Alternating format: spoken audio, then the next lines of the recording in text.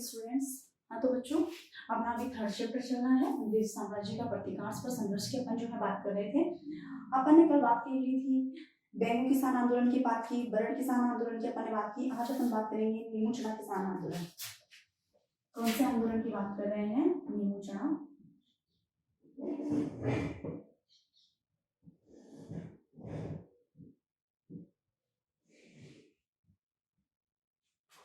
नीमू चना किसान आंदोलन,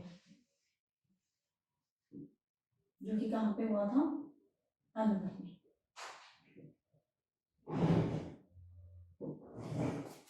ठीक है, तो देखो अलवर में सुअरों को मारने पर प्रतिबंध था तथा ये सुअर किसानों की फसल को बर्बाद कर देते थे।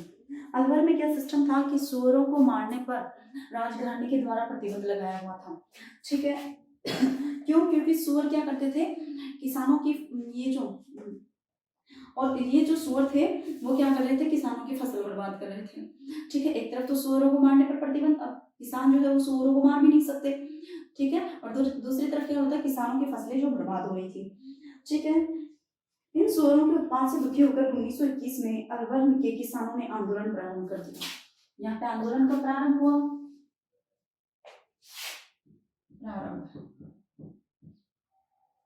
1921 ईस्वी में यहाँ पे आंदोलन जो है वो प्रारंभ हो गया था। अब इसके बाद देखो, इस आंदोलन के दबाव में महाराजा को सुअरों को मारने की इजाजत देनी पड़ी। ये जब आंदोलन हुआ तो महाराजा को क्या देनी पड़ी, मतलब सुअरों को मारने की इजाजत देनी पड़ी। पहले महाराजा ने सुअरों के मारने पर प्रतिबंध लगा रखा था, लेकिन अब उन्होंने क्या दे दी थी, इजाजत जो है वो दे दी थी। अब देखो अलवर में 1922 में तीसरा भूमि बंदोबस्त होने के बाद 1923-24 में भू राजस्व की नई दरें लागू कर दी गई। अलवर में 1922 में तीसरा, कौन सा? तीसरा भूमि बंदोबस्त।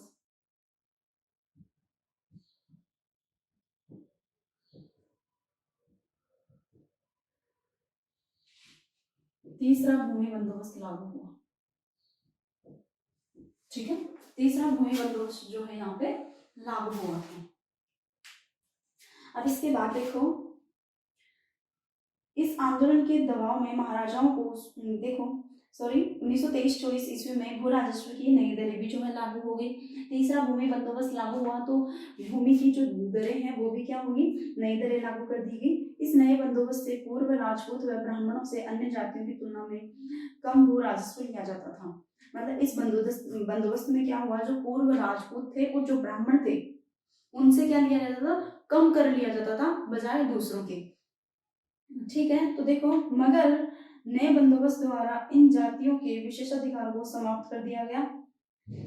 ये जो नया जो भूमि जो बंदोबस्त था उसमें इन जातियों के विशेषाधिकार को क्या कर दिया गया, समाप्त कर दिया गया।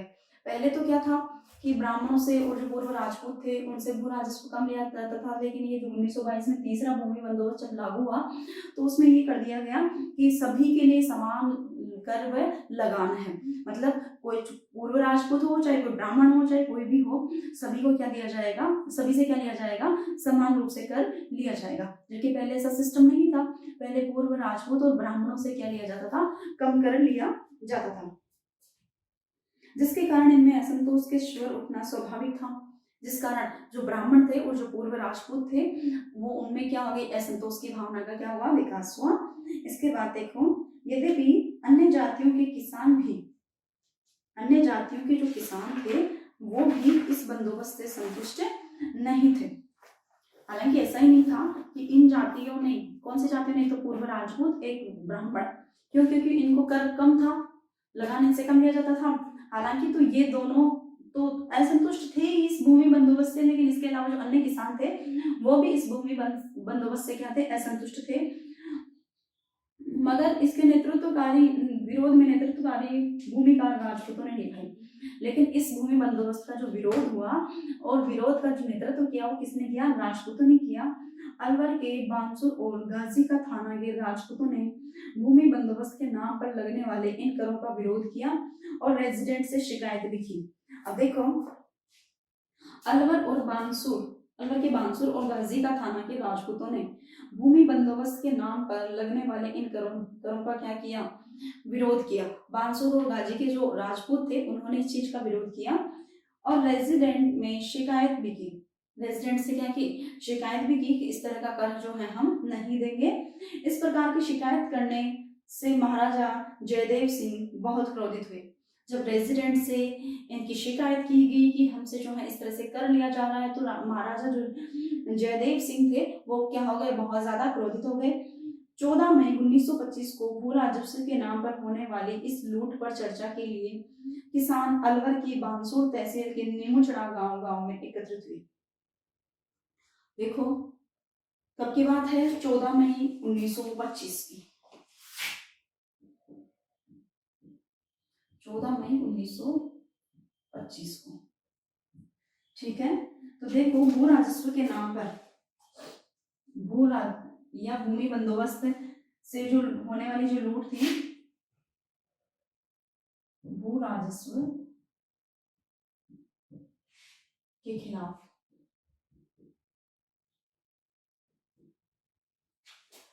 किसान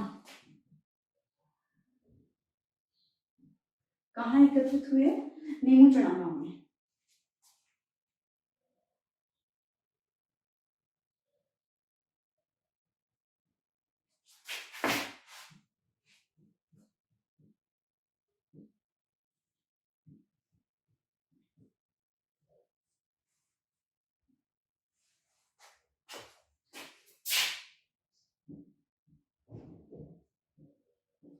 नीमुचड़ा गांव में एकत्रित हुए।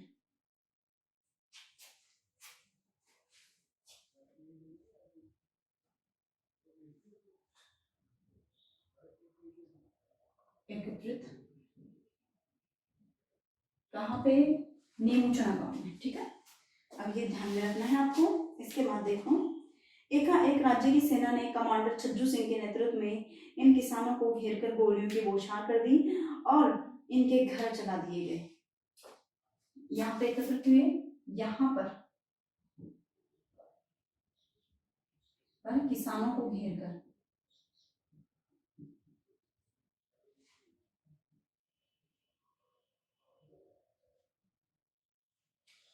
कर छज्जू सिंह ने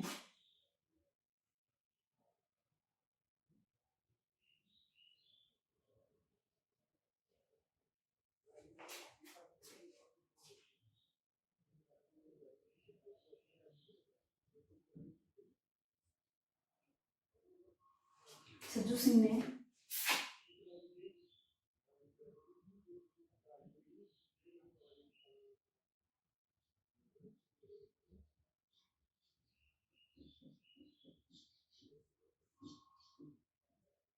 पर गोलियां चलाई।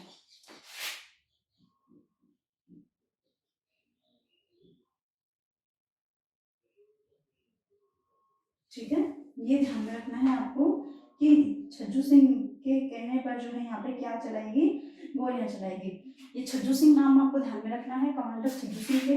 जबकि आपको ध्यान में होगा जो बरड़ किसान आंदोलन जब अपन पढ़ रहे थे, ठीक है, उसमें आपने देखा था इक्काराम हुसैन ने गोलियां चलवाई थी। तो इक्काराम हुसैन का नाम आपसे पूछ ले कि कौन से आंदोलन से संबंधित थे, बरड़ किसान आंदोलन से। जबकि छज्जू सिंह कौन से आंदोलन से संबंधित थे, नींबूचढ़ा किसान आंदोलन से संबंधित थे। ये नाम आपको ध्यान में रखना है, ठीक है। अब देखो इनके घर जला दिए गए। इस घटना में 156 व्यक्ति मारे गए, जबकि लगभग 600 व्यक्ति घायल हो गए। कितने व्यक्ति मारे गए, 156 व्यक्ति इस घटना में मारे गए थे और 600 व्यक्ति क्या हो गए, घायल हो गए। रियासत नामक समाचार पत्र ने इस हत्याकांड की तुलना जलियांवाला बाग हत्याकांड से की। अब देखो रियासत, ये समाचार पत्र है, ये ध्यान में भी रखना है। पत्र ने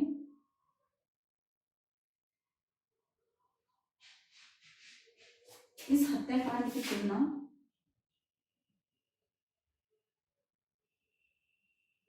जलियांवाला बाग हत्याकांड से की।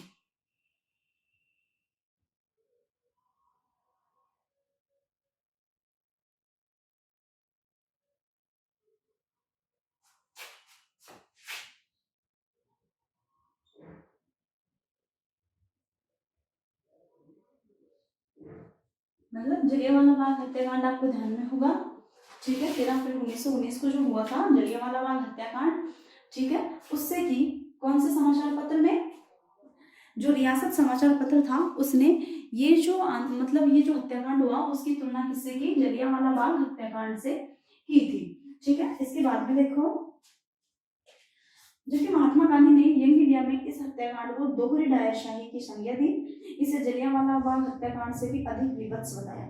महात्मा गांधी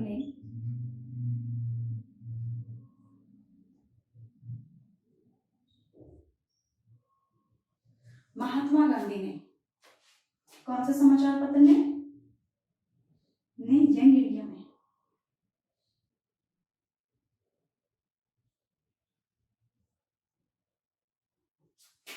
इंडिया में इसे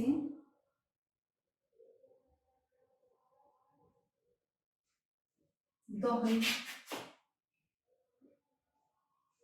डायरशाही कहा, ठीक है, ध्यान में रखना है इसको। इसे क्या कहा, दोहरी डायरशाही जो इसको कहा, और जलियांवाला बाग से भी ज्यादा विभत्स जो है इसको बताया था। विभत्स का मीन डरा देने वाला इसको बताया था। दोनों का नाम आपको ध्यान में रखना है, ठीक है, दोनों चीजें ध्यान में रखनी है कि रियासत समाचार पत्र ने इस हत्याकांड की तुलना कौन से हत्याकांड से की, जलियांवाला बाग हत्याकांड से इसकी जो है तुलना की, ठीक है। दूसरी चीज ये भी ध्यान में रखनी है कि महात्मा गांधी ने यंग इंडिया, ये भी एक समाचार पत्र है यंग इंडिया, उसमें इसे क्या कहा, दोहरी डायरशाही कहा। क्यों, क्योंकि हत्याकांड जो जलियांवाला बाग हत्याकांड था उसमें गोलियां चलाने वाला कौन था, जनरल डायर था, डायर। तो डायरशाही, दोहरी डायरशाही मतलब जो डायर ने उस वक्त जो मतलब हरकत की थी उस हरकत को दोबारा दोहराया गया है, इस वजह से इसको क्या कहा, दोहरी डायरशाही कहा, ठीक है। तो अब देखो इसके बाद में राजस्थान में प्रजामंडल आंदोलन की अपन बात करेंगे। अब ये चीज आपको समझ में आ गई होगी बेटा, ठीक है। एक बार देख लो, निमुचना किसान आंदोलन अरवल में हुआ, प्रारंभ 1921 में हुआ था। फिर इसके बाद देखो 1921 में होकर ये एक बार रुक गया था, लेकिन 1925 में वापस स्टार्ट हुआ था ये। अब देखो 1922 में तीसरा भूमि बंदोबस्त लागू हुआ। 14 मई 1925 को भू राजस्व के खिलाफ किसान जो है अलवर की बानसून तहसील के निमुचना गांव में एकत्रित हुए। यहाँ पर किसानों को घेर कर सेना कमांडर छज्जू सिंह के नेतृत्व में किसानों पर गोलियां चलाई गई, जिसमें 156, ये लिखना है आपको, 156 किसान मारे गए और लगभग 600 घायल हो गए थे, ठीक है। देखो फिर इसके बाद में ये आपको बता दिया, रियासत समाचार पत्र ने इस हत्याकांड की तुलना किससे की, जलियांवाला बाग हत्याकांड से की। महात्मा गांधी ने यंग इंडिया में इससे क्या कहा, दोहरे डायरशाही इसको जो है नाम दिया, ठीक है बेटा। अब देखो इसमें आगे क्या था,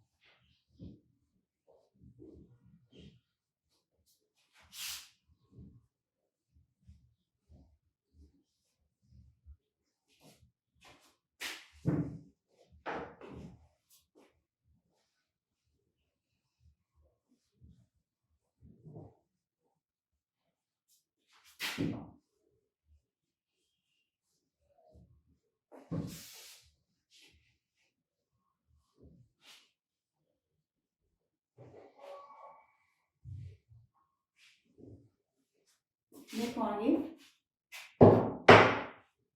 ये चीज हो गई कंप्लीट। अब राजस्थान में प्रजामंडल आंदोलन,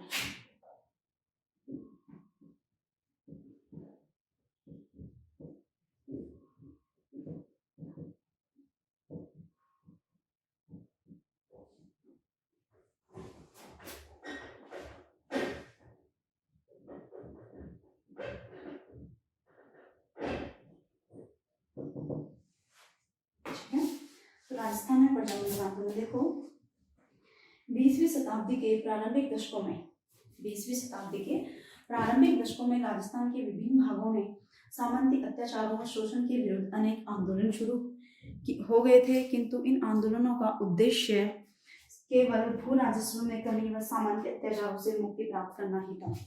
आपको मैंने बताया भी था कि 20वीं सदी के प्रारंभिक दशकों में जितने भी जो किसान आंदोलन हुए थे, ठीक है, वो सब किसके खिलाफ हो रहे थे? भू राजस्व उनसे ज्यादा लिया जा रहा था, तो उसमें कमी करवाना चाहते थे। दूसरी ओर जो सामंत थे वो उनका शोषण कर रहे थे, तो शोषण व अत्याचार से वो मुक्त होना चाहते थे। बस इस बात के लिए आंदोलन हो रहे थे। अब देखो 1920 में कांग्रेस द्वारा देशी रियासतों के आंतरिक मामलों में हस्तक्षेप न करने का प्रस्ताव पारित होने से राजपुताना के राष्ट्रवादी लोगों को मायूस होना पड़ा। अब देखो 1920 में कांग्रेस द्वारा देशी रियासतों के आंतरिक मामलों में हस्तक्षेप न करने का प्रस्ताव पारित होने से, मतलब ये प्रस्ताव पारित नहीं हुआ, मतलब हस्तक्षेप न करने का प्रस्ताव पारित हुआ कि कोई भी देशी रियासत जो है आंतरिक मामलों में हस्तक्षेप नहीं करेगी। इस वजह से राजपुताना के जो राष्ट्रवादी लोग थे उनको क्या होना पड़ा? मायूस होना पड़ा।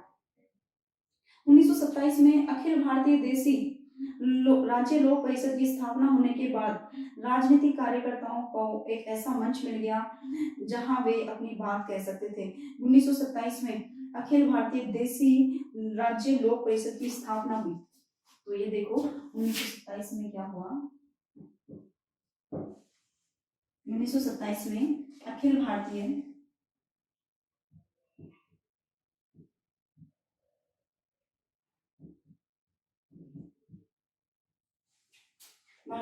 देशी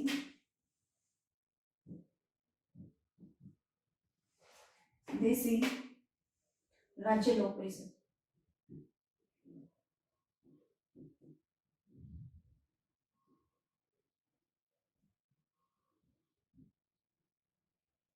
ठीक है,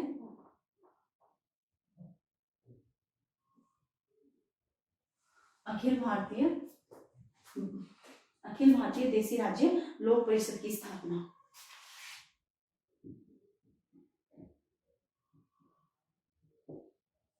होती कब? 1927 की बात है, ठीक है। तो इसके बाद देखो राजनीतिक जितने भी कार्यकर्ता थे उन्हें एक ऐसा मंच मिल गया इस अखिल भारतीय देशी राज्य लोक परिषद की स्थापना होने के बाद कि यहाँ से लोग अपनी बात जो है वो कह सकते थे।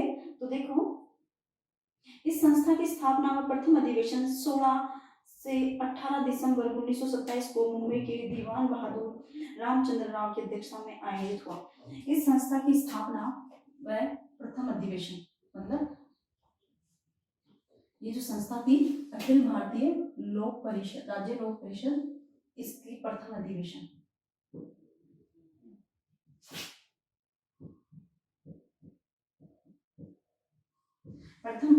कहाँ हुआ? 16 से 18 दिसंबर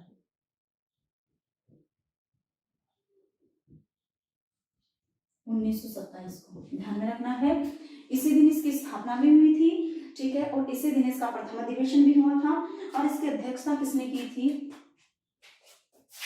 प्रथम अधिवेशन की अध्यक्षता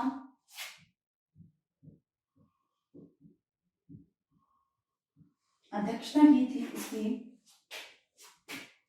बहादुर रामचंद्र राव।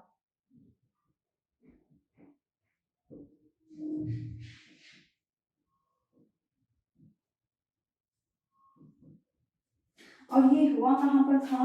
बम्बई में, ठीक है। इसकी स्थापना 27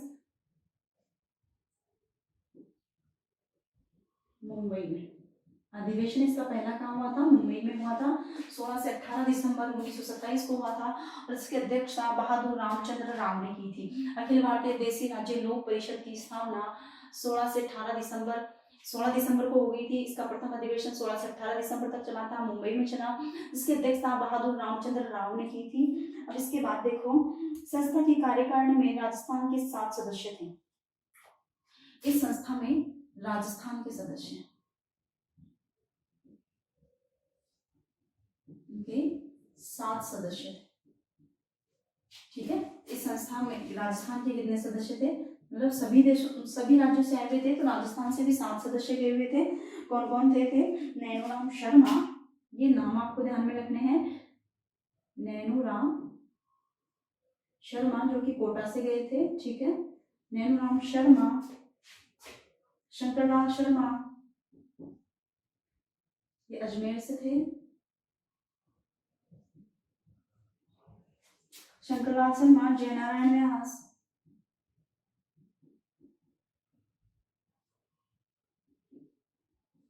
जयनारायण व्यास व कन्हैयालाल कलयंत्री।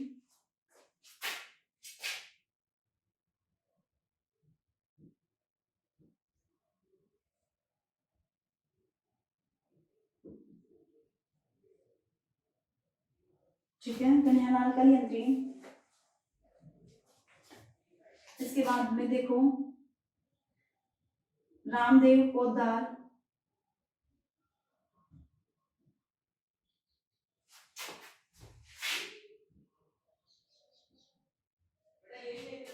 रामदेव पोद्दार व बालकृष्ण पोद्दार।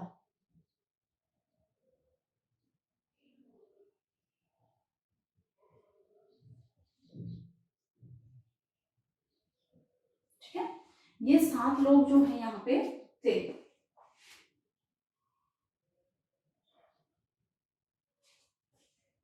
इसके अलावा त्रिलोक चंद्र माथुर,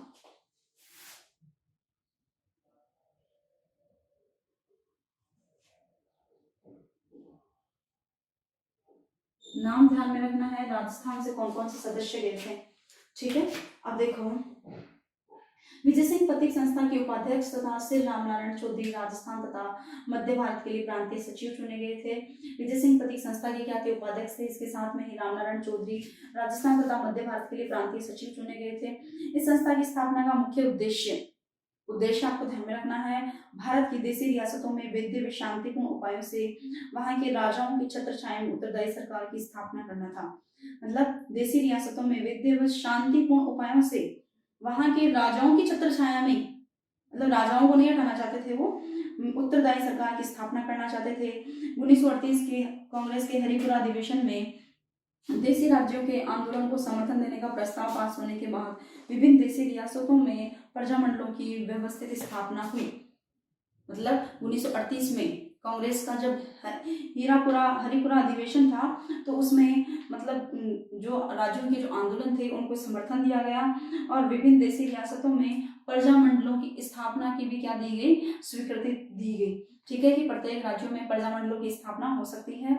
देशी रियासतों में उत्तरदायी शासन की स्थापना, सामंती अत्याचारों व शोषण का विरोध, देशी रियासतों में राजनीतिक जागृति पैदा करना, देश में चल रहे राष्ट्रीय आंदोलन को गति प्रदान करना के लिए जो राजनीतिक संगठन स्थापित हुए उन्हें प्रजामंडल कहा गया। मतलब प्रजामंडल का क्या मतलब था कि जो मतलब देशी रियासतों में उत्तरदायी शासन की स्थापना करना उनका काम था प्रजामंडलों का, सामंती अत्याचारों व शोषण का विरोध करना था, देशी रियासतों में राजनीतिक जागृति पैदा करना था और देश में चल रहे राष्ट्रीय आंदोलन को गति प्रदान करना था। ये काम किसके थे? प्रजामंडलों के काम थे। और प्रजामंडल स्थापित करने की परमिशन हरिपुरा अधिवेशन 1938 में कांग्रेस द्वारा मिल गई थी। ठीक है, इसके बाद में देखो राजस्थान की सभी रियासतों में अपने अपने प्रजामंडल कार्यरत थे। राजस्थान की सभी रियासतों में प्रजामंडलों की स्थापना हो चुकी थी जिन्होंने आजादी तक उपरोक्त मुद्दों पर समय समय पर अनेक आंदोलनों का संचालन किया। अब आप प्रमुख प्रजामंडल और उनकी स्थापना आप देख रहे हो।